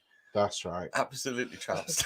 I made the semis. I think I lost to Jack, and then Jack. No, Rob. James. Oh, Rob. That's it. Yeah, Rob beat me in the final, and then I've never got anywhere near since. That's it. And then Yeah, because I took Devontae Adams in the 3rd round that year when he went off. Still. Yeah, absolute steal. I remember actually who was it? I think Jack took David Johnson that year, 1st overall. And did his wrist And week 1. Yeah. Yeah. So that was good. Yeah. Never been the So same. then we met, and then we were talking, and I remember us talking over chat about the pod. And I remember I was working at a company at the time, and I was in Copenhagen, and we did a listener league. You did the 5-yard listener league draft, and you invited me to that. I remember drafting. I did a listener league. There was enough people to do a listener Yeah. There was a listener league because I was in it, and I was drafting in my room in Copenhagen. I remember because I took James Conner with the last pick. Was that when was Lev the year Bell when held Lev Bell held out? Who else was in that league? I think Max was in it. Is it Josh. basically everybody from my home league? I think it was everyone from your home league. Add 2. I think me and James McInnes were like the add 2. Okay. So because McInnes drafted drunk. Apparently, I was in Copenhagen, so I was an hour ahead. It started late. It started like 9. I remember being tired. I was in a really crappy hotel that my company put me up in. And I was bored and I had nothing better to do. I remember. It was good. Yeah, I think I won that league actually. With James Probably. Conner being my last pick. That worked out well. And then I remember coming back, and then you messaged me saying like, "Can you come on the pod?" Did you come on week 1? Week 1. Because then you didn't come straight in after that, did you? You did week 1. I did week 1, and then you said to me, "Can I come back the following week?" But I came to your flat the first week, and the second week I said I can't come because I remember this now. I had a food shop that had already booked in. We're hardcore here. We're hardcore, and I couldn't. Obviously, I was at home and the only one at home, so I couldn't abandon the food shop. So we did it, and I did it over headphones on my phone. I dialed in. What did we record that on? I don't even know. We did it over phone, or maybe it was over Zoom or something. I don't know. The Zoom was not a thing. It wasn't a Zoom. Zoom was quite early on, but no, it wasn't a thing. I can't remember how we did it. But anyway, we did it. I reckon it I can't remember how we did it. Might have been Skype. might have been Skype. That might have been Skype. Anyway, and then it was a couple. And he had Jack Humphrey on after that. I think he did week 4. Yeah, I think he had a week off. We had a week in between. Maybe Sparky did the week, and then I remember doing an episode with you, me, and Sparky at your flat. Maybe. Yeah, I remember that in particular because where I made my great prediction about Mark Sanchez. Yeah. Okay. I should get Mark Sanchez a team, and then he got signed by the Washington, then Redskins, now football team. Like weeks later, Good old PC. worked. Good And then, I think it was round mid-season, just before mid-season. If Nick and I, Nick's now your brother-in-law, but he wasn't. He was because Nick was in between jobs. Yeah, he was in between jobs, so we started it here, and we had the round table in the middle over there. This room, if you're watching, this room isn't that big. It's not a giant suite or anything. And then, so there was the 4 of us. Sparky pulled away first. Then Nick got a job. And then I mean, that sounds bad on Nick. Nick was just on gardening leave. He's kind of enjoying it, but then his job was quite full on. And then it was just you and I, and then that's how it stayed. We got our first guest, who was Luke Easterling. I'll never forget that one more than anything. Not just because Luke Easterling of Buckswire and USA Today, not only was he a really cool guy, but we somehow managed to record it, and we lost all of our side of the audio. Sounds about right. So we lost all the side. So we had his audio, but we didn't have ours. Did we then re-record ours? We were re-recorded. That was bad. We ended up having to re-record the entire audio on our side. I think we did a great job. No one knew, but that's what happened. People weren't expecting the excellence they get now. No. It was crazy. And then we hit a run of guests there at the end of that first season. Where we had Nat Coombs on and didn't record the pod. Yeah, that was Super Bowl week. Yeah. Yeah, we had Nat Coombs with a great pod, about 30 minutes worth of brilliant content for Super Bowl that season. And it was great. And then, hadn't hit record because we were on Skype. So that was when Skype went in the bin forever. We stayed with. It was the death of Skype. That was the death of Skype. And we ended up just staying on Zoom. But we had Marcus Grant, and he recorded outside of. Sat outside NFL office. The old NFL headquarters, Amazing. which is great. With Bobby from Fantasy Pros, which, Can't erase that from the history. He was a guest. Peter Pear, was he early doors? Peter Pear was quite early doors. I think he was before the Super Bowl. He came on Super Bowl week. We had Andy Holloway. Andy Holloway was our 50th podcast guest, I think. He was big time. I think he was, for our 50th episode or around about that time. Maybe it's 100. I don't know. It was somewhere around there. Andy Holloway came on. He was like, I will never forget when I told you. That was Blockbuster at the time. I'll never forget when I told you that Andy Holloway was coming on because you were like literally the most excited you'd ever been. Like when you finished, you were like punching the air and everything. I remember that so. That was when, that was when. We did it here. We did do that here. Who did we have on? We had Tags on. Yeah, we had Tags on. Rest in peace, Tags. That was a great pod. That was quite early on. That was early. And we had Microwave T-Man. Oh, JJ. Yeah, JJ Zachariason. Zachariason we've had on a few times since. But yeah, he that was funny. The first time I roasted him for his tea habits because he used to roast his tea in a microwave. He had upgraded now to a full kettle. Bless him. That was brilliant. Yeah, we had early ones with Pat Fitzmaurice, who of course has been on half a dozen times since. We did get Nat back on. Jason from the Ballers came on. He did episode 200. That's what you're saying is we should have really tried for Mike Wright for 300 and carried the streak. Not going to lie, I tried. Mike. I did try multiple times. He's the most elusive, apparently. He is the most elusive of the three. We will make it happen. I will complete the set. Thanos. I think for me, I think back to some of the guests we've had. And if you've not listened to them all, go back. There's a few, I say, timeless. I think you can go back and listen to. Scott Hansen was incredible. I mean, that was one of the hardest to book because it wasn't. He agreed to do it very quickly. It was his agent who was really tricky. It wasn't his name. Yeah, not his agent. It's someone who works at NFL who I had to liaise with, and it was 21 emails backwards and forwards after I'd agreed with Scott to do it, which was fun. We got it. And then when his agent came on, he came on the phone almost not knowing someone else. Hello, is anyone else on the line? Yeah, that was so weird. I got through. I had to send the questions we were going to ask and everything, and then he did the read that you hear at the front of the podcast. We still use that wasn't a cameo job that people have said. He genuinely was on the podcast. You can, and he didn't even practice. He didn't practice. We gave him the line. He decided to modify it and do something his own way, and he nailed it because he's a pro. Consummate professional. Michael Lombardi might be one of the most mind-blowing half an hours. It was odd. Wait, I just thought it was, like, I learned so much. It was brilliant. The weird thing about that was he got into the Zoom room before you did. Yeah. So I was just chilling with Michael Lombardi about his day. I was about I was about a minute and a half late or something like that. And you text me like, "Where are you?" I was like, "I'm just waiting, just literally waiting to log in the room." I'm just here with Lombardi.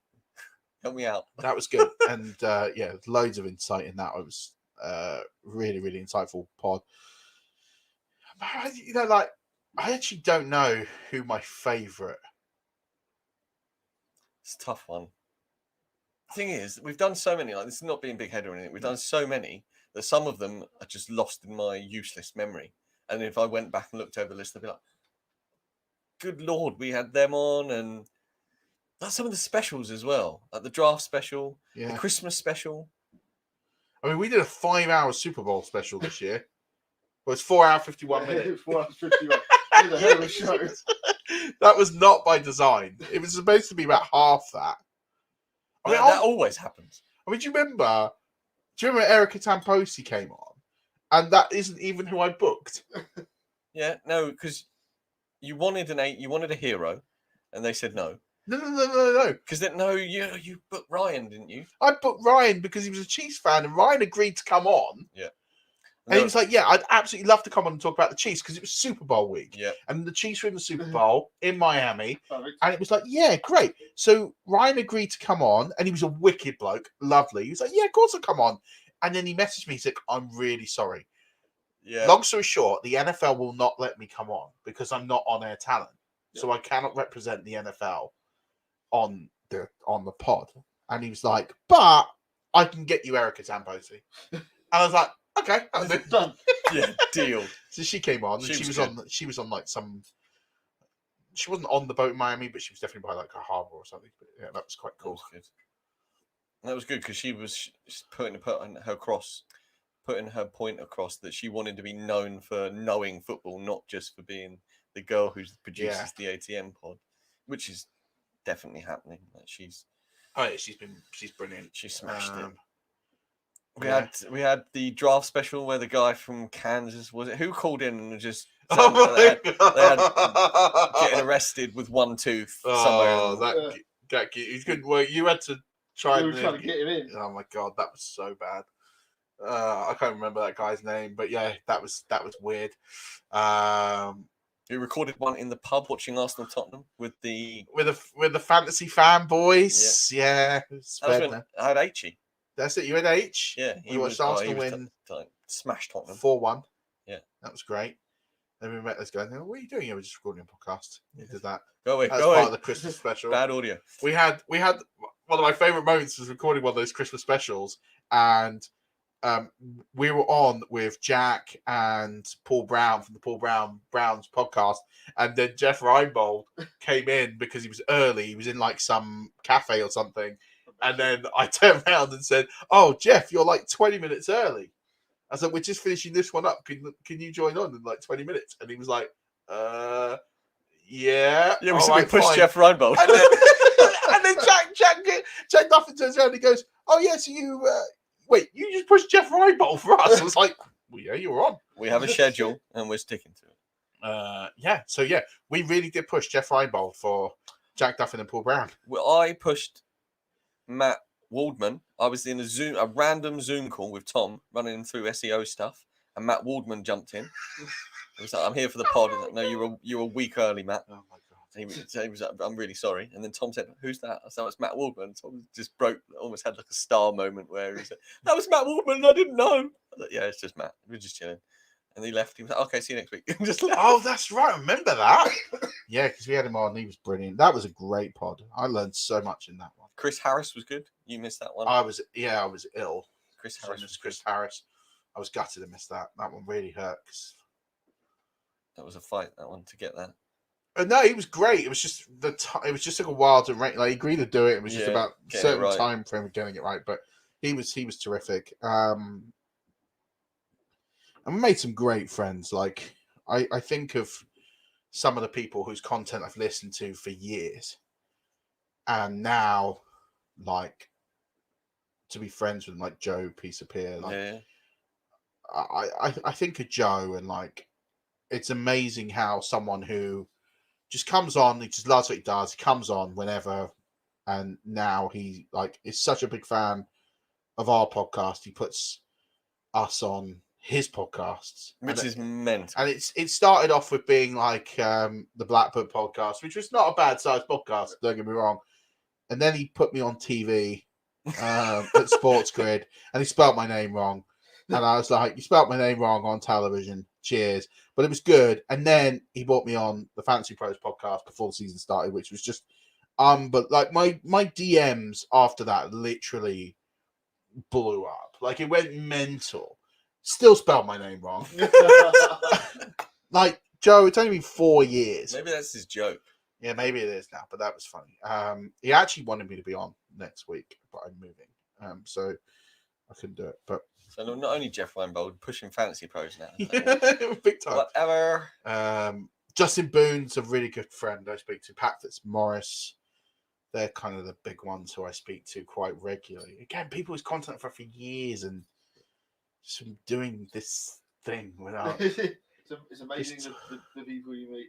But also just the audience. Like my messages now a day from people who I've met just from doing this. Like I think of the Patreons who we connect with every day on WhatsApp, to the guys I play with like BFFL, and that's a daily WhatsApp chat, to guys I play with in leagues all over the world who I talk to. Got some really like unbelievable friends I've met through doing this. Speak to Nat Coons. He's like, Nat Coons puts me on the radio. Yeah. Like madness. Calls me, yeah, do you want to, Bucks Super Bowl preview? Do you, being shown here, you want to come on and talk Bucks for 10 minutes? I was like, all right. That was so It's unreal, really, isn't it? It's crazy just the fact that it started off in your flat and it was just you and Sparky, and now we're 500 episodes in. And what's the mad thing for me is we had Andy Holloway on. That was fantastic. Career moment for a little British fantasy podcast to speak to, at the time, probably one of the 3 owners of the biggest fantasy podcast in the world. And then you not only do you have a podcast where you're chatting with your mate, but then you have people who then not work for you, but we have this 5-yard family now where we have a podcast every day of the week. We used to think 2 podcasts a week was big time. Like we used to crunch out our pod and then a guest pod in one night. Yeah, we did. Tuesdays, wham, bam, thank you. They were the best days. I tell you, I do miss those days. And now it's a completely different beast. It's not the same thing. It's nowhere near the same. It's not even in the same. It's not the same library. They're 2 different books now. Yeah. And the DFS, the IDP, the college, 5-yard, definitely missing one. Dynasty, here we go. Sorry, Rich. But yeah, just the whole thing, to have all these different things associated with one thing, and everybody's doing it for the brand, which, as you said, was made in a kitchen. It's chopped up on a board. It's crazy. We've written 2 Amazon bestsellers. Yeah, double Amazon bestsellers. It's crazy. Like, you just sit there.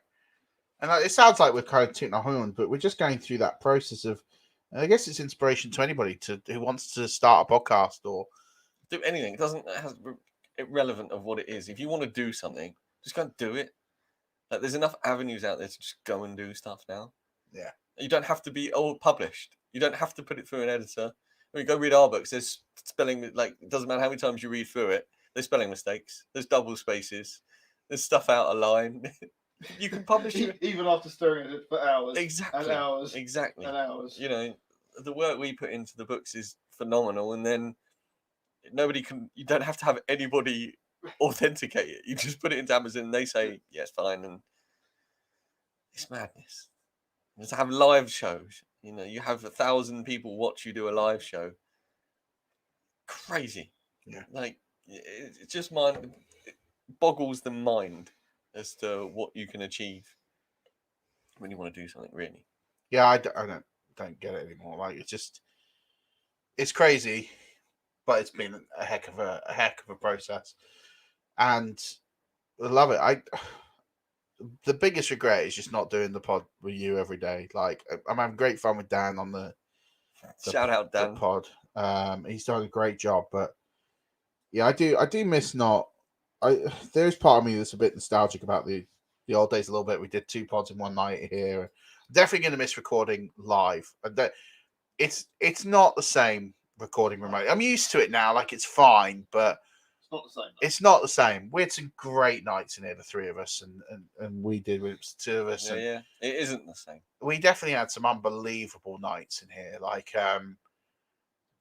just the stories we tell and the get-togethers that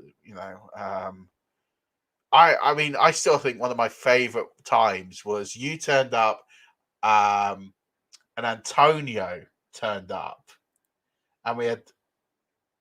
No, did Antonio turn up when we had the Ice the Kicker boys here? So we had the Ice the Kicker boys here. Antonio turned up again, didn't he? He was here once with you. Yeah. That's why I'm getting it mixed up.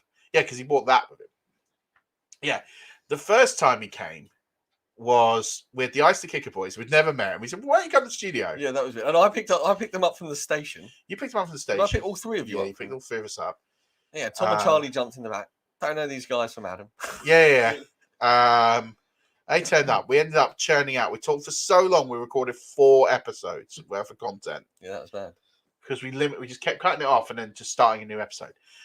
We did 3 or 4 episodes of content, and then Antonio was here because I don't know what had happened, but he agreed to drop something. I don't know. Well, we were in his league, weren't we? We joined his Eliminator League, won it, and he was probably our biggest fan at the time. Like he was always messaging and commenting and everything like that. But that was the second time he dropped off the trophy because you were here, and he was in his London Monarchs jacket. Wasn't me. It's not. No. Because he came. Yeah, I can't remember. First time he came in his Heathrow body armor. That's right. Because he border went to the cross. airport. Yeah. Antonio, if you still listen, does he still listen? Do you know if he? I don't know. He moved to Poland. I think he's come back. I think he's now moving to Scotland. I don't know. Well, Antonio, shout out at you, and if you are listening, let us know when you came and what happened on both times. Because I'm sure I know we've got the trophy that's here on the desk here. We won this league, and yeah, it's a weird trophy, but it's awesome. He bought this for me. I think when Milo was born, it was a present for him actually. With Bucks old school division ball. Yeah. What a journey. It's been great, and like here's to 500 more, and hopefully we'll do a couple more live. They'll be a bit more rare, but we will try. And say that, but this is the first one for 2 years. They'll be about on the same frequency as what we've done. Pencil it in. Fireworks night, 2 years time. Yeah, won't be a Tuesday. I don't know what it will be. Hey man, no, it's been good. It's been good to get back in here. Like it's been great. Smash that champagne bottle one more time before you relocate. Yeah. No, I can't imagine anyone's watching live now. It's gone like 10 p.m. We've had someone the whole time. Really? We said at least one the whole time. It's never. It's and just that doesn't count the Twitter viewers. That's just the people who are on the other things. It's just gone to 0. Yeah. But that's fair. It is 10:20 on a Friday. People go to bed. And then I'm gonna call it, boys. That'll do it. That'll do it for show 500 or 488 if you're watching. If you're not watching, but if you did watch, thanks very much. We appreciate it. He's been Lee. He's been Murf. I'm Stocks, and as always, don't forget, keep on rushing.